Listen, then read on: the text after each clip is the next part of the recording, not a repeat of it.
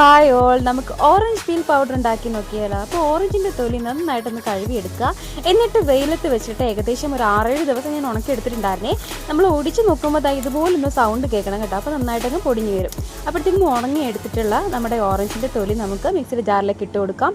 എന്നിട്ട് മിക്സിയിൽ ഫൈനായിട്ടങ്ങ് പൊടിച്ചെടുക്കുക. അപ്പോൾ ഒരുപാട് വേസ്റ്റ് ആയി പോവില്ല നമ്മൾ അരിച്ചെടുക്കുമ്പോഴത്തേക്കും. അപ്പോൾ നന്നായിട്ടൊന്ന് അരിച്ചെടുക്കുക. എന്നിട്ടൊരു ടിന്നിൽ സൂക്ഷിച്ച് വെച്ചിരിക്കുക. അതൊക്കെ ആവശ്യമുള്ളപ്പോൾ എടുക്കുക. ഇപ്പോൾ ഞാനത് മാസ്കായിട്ട് യൂസ് ചെയ്യാൻ പോവുകയാണ്. അപ്പോൾ 1 സ്പൂൺ ഓറഞ്ചിൻ്റെ പീൽ പൗഡറും പിന്നെ കൂടാണ്ട് നമുക്ക് 1 സ്പൂൺ അളവിൽ ഞാൻ യൂസ് ചെയ്തിരിക്കുന്നത് നല്ല തണുത്ത തൈരാണ് കേട്ടോ. തൈര് യൂസ് ചെയ്യാം, അല്ലെങ്കിൽ പാൽ യൂസ് ചെയ്യാം. ചെറിയൊരു ബേണിംഗ് എഫക്റ്റ് ഉണ്ടാക്കും, പക്ഷേ എന്നാലും കുഴപ്പമില്ല കേട്ടോ. അപ്പോൾ അതിനാണ് നമ്മൾ പാലൊക്കെ യൂസ് ചെയ്യുന്നത് കേട്ടോ. ഇത് നമ്മൾ മുഖത്ത് അപ്ലൈ ചെയ്ത് കഴിഞ്ഞിട്ട് ഒരു 10 മിനിറ്റ്സ് വെയിറ്റ് ചെയ്താൽ മതി. ഡ്രൈ ആവണമെന്നില്ല, നന്നായിട്ട് അങ്ങ് വാഷ് ചെയ്ത് കളയാം മസാജ് ചെയ്തിട്ട്. അപ്പോൾ നമുക്ക് നല്ലൊരു ഇൻസ്റ്റൻറ്റ് ഗ്ലോ കിട്ടും. നമുക്ക് ഒരു വീക്ക്ലി ട്വൈസ് ആയിട്ടോ അല്ലെങ്കിൽ 3 പ്രാവശ്യമൊക്കെ ആയിട്ട് ചെയ്യാം.